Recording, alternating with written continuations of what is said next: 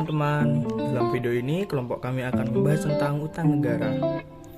Nah, berikut ini adalah beberapa nama dari anggota kelompok kami. Dalam pembahasan nantinya, kelompok kami akan menjawab tentang beberapa pertanyaan berikut ini. Yang pertama, mengapa negara harus berhutang? Yang kedua, hal penting apa yang harus diperhatikan oleh negara dalam berhutang?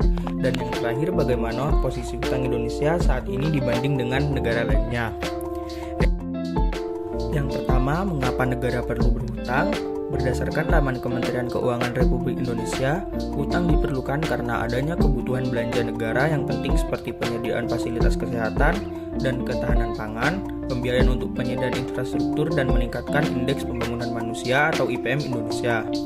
Peningkatan IPM juga harus didasari dengan peningkatan sektor pendidikan, kesehatan, dan perlindungan sosial untuk memenuhi kebutuhan di berbagai sektor tersebut, sedangkan pendapatan negara atau modal operasional itu tidak mencukupi untuk pembiayaannya, maka perlu suatu solusi, yaitu solusinya negara melakukan hutang. Yang kedua, ada hal penting apa yang harus diperhatikan oleh negara dalam berhutang, yaitu dengan cara membedakan utang produktif dan konsumtif. Negara bisa mendapatkan sisi positif dan negatif. Utang produktif ini termasuk kegiatan yang bisa memberikan dampak positif karena pinjamannya bisa membantu meningkatkan penghasilan atau semakin bertambah.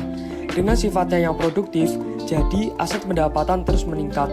Berbeda sekali dengan pinjaman konsumtif, yaitu pinjaman untuk memenuhi keinginan di luar dari kebutuhannya.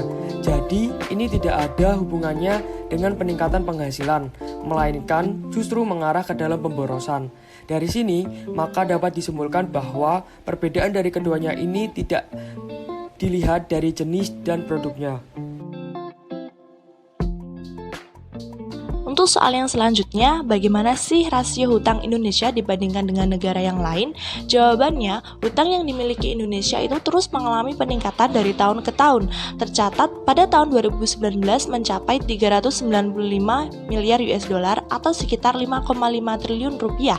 Tetapi di balik hutang negara yang terus meningkat, pendapatan pajak juga terus mengalami peningkatan, yang dimana di tahun 2019 mampu mencapai 154 miliar US dollar. Rasio hutang yang dimiliki Indonesia juga dikatakan lebih baik dengan indeks 30% dibandingkan dengan negara Asia Tenggara yang lain. Contohnya Thailand dan Filipina yang memiliki rasio hutang 42%, Malaysia 51%, dan Singapura memiliki angka yang cukup tinggi yaitu 110%. Sekian penjelasan dari kelompok kami. See you on next video.